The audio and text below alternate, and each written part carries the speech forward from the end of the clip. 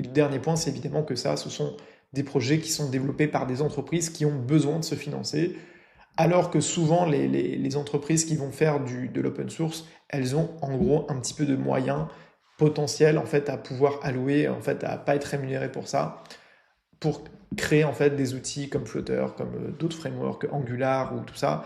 Il va y avoir Google, souvent c'est Facebook ou aujourd'hui c'est Meta, même Apple, même Twitter anciennement avec les Bootstrap.